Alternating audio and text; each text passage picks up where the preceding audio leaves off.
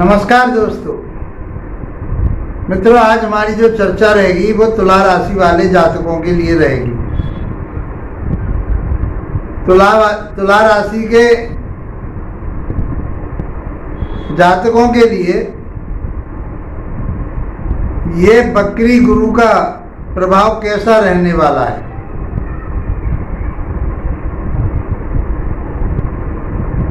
हमने अभी तक आपके लिए मेष से लेकर कन्या राशि तक के बारे में बताया। आज चर्चा हमारी तुला राशि वाले जातकों के लिए है। आप अपनी राशि के आधार पर देख सकते हैं कि जिस 7 नंबर में यदि चंद्रमा आपका बैठा हुआ है, स्थित है, तो आप समझिए कि आपकी तुला राशि है। या आपके पहले भाव में 7 नंबर लिखा हुआ है तो आप समझिए आपकी तुला लगन है। तो आप इसको राशि से भी देखिए और आप इसको लगन से भी देखिए। गुरु का प्रभाव दोनों तरह से देखना चाहिए और उसका प्रभाव पड़ता है। सभी ग्रहों का, मंगल का है, गुरु का है और शनि का है, इनका देखना चाहिए।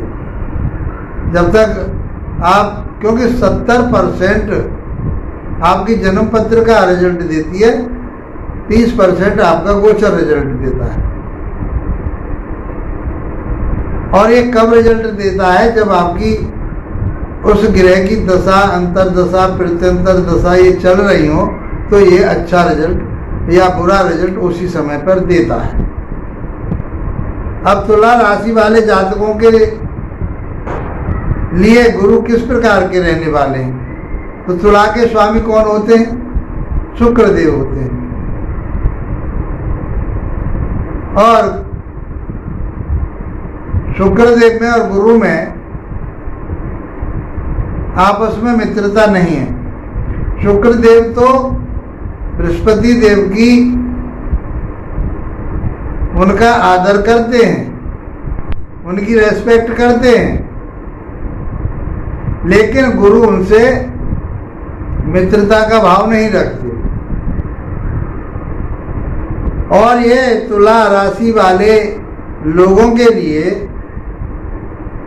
गुरुदेव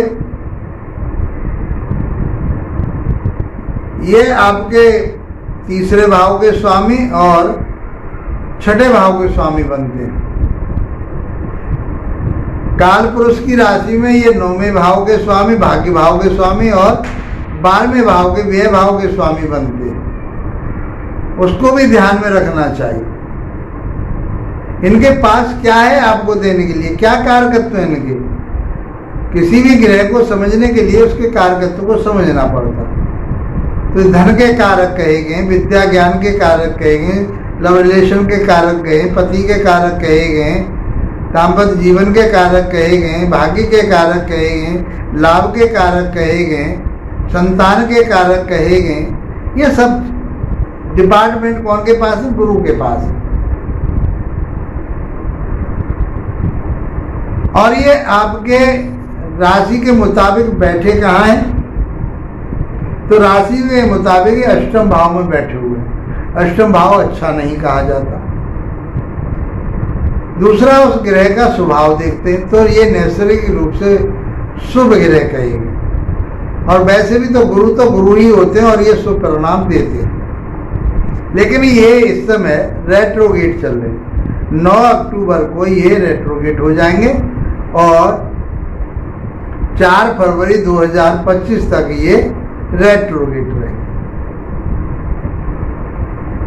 अब ये क्या प्रभाव देंगे? देखिए, कोई भी ग्रह रेट्रोगेट ज्योतिष में उसे उल्टा ग्रह बोलते हैं और वैसे उसका जो अर्थ होता है वो वक्र माने टेढ़ा मेढ़ा चलना। तो ये कभी आगे कभी पीछे इस तरह से चलते हैं। तो सूर्य से ग्रह की इतनी दूरी हो जाती है। देखिए, मंगल हुए, गुरु हुए और शनि हुए, इनकी स्थिति ऐसी हो जाती है सूर्य से कि पृथ्वी से देखने पर ये महसूस होते हैं कि ये उल्टे चल रहे हैं। जैसे हमने आपको पहले भी एक उदाहरण देकर, सिंपल उदाहरण लेके बताया कि आप एक गाड़ी में बैठे हुए हैं और दूसरी गाड़ी खड़ी हुई है प्लेटफॉर्म पर, और आपकी गाड़ी जा रही है या आपकी गाड़ी खड़ी है, दूसरी गाड़ी जा रही है, तो आपको भी ये मालूम पड़ेगी हमारी गाड़ी आगे जा रही है और वो गाड़ी पीछे चल रही है। ऐसी स्थिति होती है। या आप गाड़ी में चले जा रहे हैं तो आपने बाहर को दृष्टि करके देखा होगा, देख कि जो वृक्ष खड़े हुए हैं उनकी स्थिति ऐसी मालूम पड़ेगी कि वो पीछे की तरफ दौड़ रहे हैं। यही ग्रह के ऊपर होता है और हम ग्रह के ऊपर ही हैं। पृथ्वी ग्रह है, उसके ऊपर हम बैठे हुए हैं, उस पर हमारा निवास है। तो पृथ्वी से जब हम आकाश मंडल में उस ग्रह को देखते हैं तो वो ऐसी दूरी पर पहुंच जाता है सूर्य से या पृथ्वी से कि वो ऐसा प्रतीत होता है कि ये उल्टा चल रहा है। कोई भी ग्रह उल्टा नहीं चलता, सब अपने मार्ग पर आगे ही चल रहे हैं, सूर्य की परिक्रमा कर रहे हैं सारे के सारे। सूर्य स्थिर है, लेकिन ज्योतिष में सूर्य को भी चलायमान बताया गया क्योंकि उसकी स्थिति को देखना पड़ता है। राशियां चल रही हैं। तो मित्रों, इस प्रकार से हमने उसके कारकत्व को समझा, उनके स्वभाव को समझा और स्थिति को समझा। अब समझते हैं कि ये 8वें भाव में बैठ कर के क्या देने वाले हैं। और इनके पास 3 दृष्टियां होती हैं। अब जहाँ बैठते हैं वहां से 5वें घर को देखते हैं, 7वें घर को देखते हैं और 9वें घर को देखते हैं, वहां का भी प्रभाव देते हैं। जब ग्रह रेट्रोगेट होता है कि 3 प्रभाव का प्रभाव वहां भी आ जाता है, जिसमें चल रहा होता है उसका और आगे जाने वाले के भाव का, और जब बकरी होता है तो पीछे वाले के भाव का भी प्रभाव। इस प्रकार से करीब ये 6 भावों के घरों के प्रभाव को लिए हुए होते हैं। समझते हैं मित्रों, बहुत आसान तरीके से। यदि ज्योतिष सीखना चाहते हैं आप, फ्री ज्योतिष कोर्स मैंने आपके लिए दिया है। एक एक चीज को मैंने उसमें बहुत बारीकी से बताया है और छोटी छोटी वीडियो में बताया है। तो मेरी 100 वीडियो आप देख लेते हैं तो अच्छे ज्योतिषी बन जाएंगे। और आप बेशक प्रोफेशन का काम ना करें आप ज्योतिष, लेकिन आप अपने आप को उन सारी मिथ्या बातों से बचा सकते हो जो इसमें आज के समय में डाल दी गई। ज्योतिष कोई झाड़ फूक का, जादू टोना टोटके का विषय नहीं है। ये आकाश मंडल पर, ये सौर मंडल पर आधारित है। इस सौर मंडल की ऊर्जा की बात करता है और वह ऊर्जा, वो गुरुत्वाकर्षण शक्ति जो भी उनके पास प्रभाव है वो हमारे जीवन पर पड़ता है। इवन हमारे जीवन पर भी नहीं, जो जीव है उन सब पर उनका प्रभाव पड़ता है। क्योंकि मानव जीवन एक सचेत जीवन है, इसके पास ज्ञान है, विज्ञान है, इसे नॉलेज है, ये परख सकता है, इसलिए ये अपनी घटनाओं को समझ पाता है इस ज्योतिष के माध्यम से। विश्लेषण कराना चाहते हैं तो आप YouTube पर हमारे कमेंट्स कीजिए, वहाँ मैं आपको रिप्लाई दे देता हूँ। और व्हाट्सएप पर आप हमें डिटेल भेजते हैं तो मैं उसका आपके लिए समाधान और पूरा जानकारी देता हूँ। फेसबुक पर अभी मैं कोई जानकारी नहीं दे रहा। मेरा फेसबुक चैनल इसी नाम से, सूर्य ज्योतिष केंद्र के नाम से या एस्ट्रो के शास्त्री के नाम से। आप हमारे टेलीग्राम ग्रुप पर आप जुड़िए, वहाँ उसका लाभ उठाइए।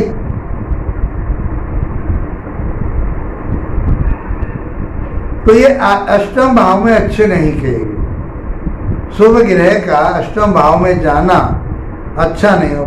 और फिर ये 3रे और 6ठे भाव के स्वामी रेट्रोगेट हो गए तो आपके लिए क्या देंगे? तो 6ठा भाव स्ट्रगल का है, परेशानियों का है, अच्छा नहीं कहा गया। तो यहाँ से आपके लिए कोई चोट फेंट लगने की संभावना बन सकती है, आपके लिए कोई न कोई स्ट्रगल पैदा हो सकती है, आपकी पढ़ाई में, शिक्षा में कोई जो आप रिसर्च वर्क में हैं उसमें कहीं कमी आ सकती है, ससुराल पक्ष से कहीं डिस्टर्बेंस हो सकता है।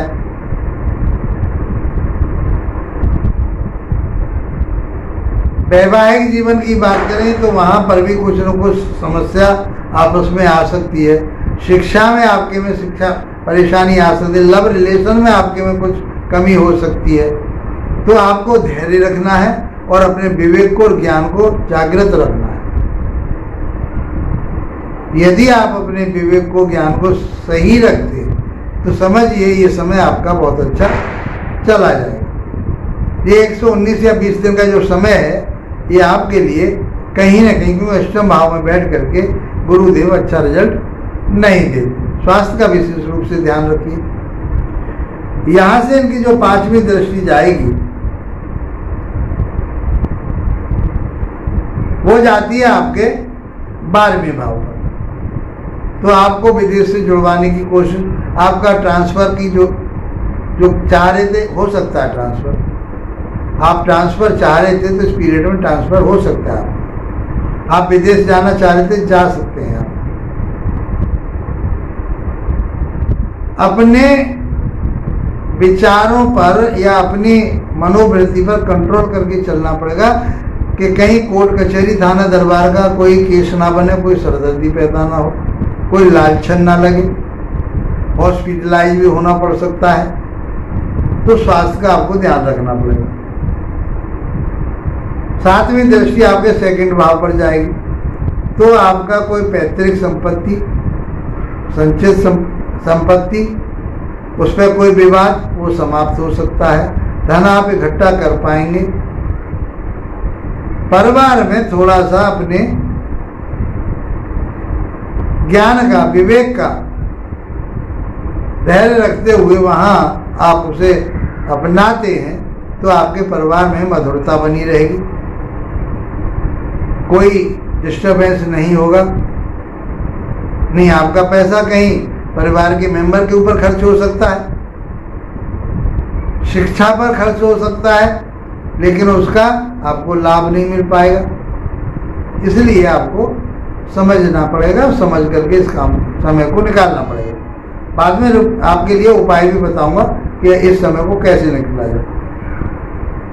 तो वाणी पे अपने पे कंट्रोल रखना, आपको बुद्धि पर, विवेक पर ध्यान रखना है। आपको जो आपके पास इकट्ठा धन है उसको सोच समझ के खर्च करना है।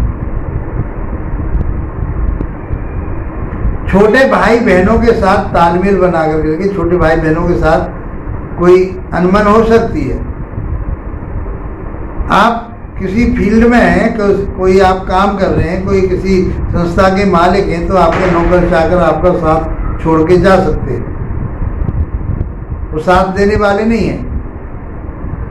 आप खेल कूद में रुचि रखते हैं और उसमें प्रयास रहते हैं आप आगे बढ़ने, तो उसमें भी कहीं कमी नजर आ रही है। तो तुला राशि वाले जातकों के लिए गुरु का गोचर इतना ज़्यादा बढ़िया नहीं कह सकते, फिर भी गुरु ही होते हैं, कुछ न कुछ आपके लिए अवश्य दे करके जाएंगे। तो नौकर चाकरों से आपको सावधान रहना है कि वो कहीं आपको घाटे की तरफ ना ले जाए, वो आपके लिए कहीं अपने मौज मस्ती में आकर के कहीं आपकी लुटिया ना डुबा दें, आपके कारखाने को, आपके डिपार्टमेंट को, या आपके जहां आपने कोई इंस्टीट्यूट खोल रखा है उस पर कहीं न कहीं कोई घात लगाए। इन सारी चीज़ों को आपको समझना पड़ेगा। पराक्रम, हिम्मत में कहीं भी कमी आ सकती है। शत्रुओं से सावधान रहना पड़ेगा, रोग से सावधान रहना पड़ेगा। कर्जा यदि आप ले लेते हैं तो इस समय नहीं लेना चाहिए। इस समय के बाद में आप इसके बारे में सोचें। 14 मई 2025 को ये वृषभ राशि को छोड़ करके 4 फरवरी तक तो रेट्रोगेट रहेंगे और ये 14 मई 2025 तक फिर डायरेक्ट चलेंगे, मार्गी हो जाएंगे और फिर 14 मई 2025 को ये मिथुन राशि में प्रवेश कर जाएंगे। इस बात को ध्यान में रखते हुए आपको अपने सोच को बहुत पॉजिटिव रख करके चलना होगा। भूमि, भवन, वाहन से संबंधित आपकी इच्छाएं जागृत होंगी। आपके दोस्त आपको धोखा दे सकते हैं। आप भूमि लेना चाहते हैं, भवन लेना चाहते हैं, जमीन जायदाद लेना चाहते हैं, उस पर सोच समझ करके इन्वेस्टमेंट कीजिए। अभी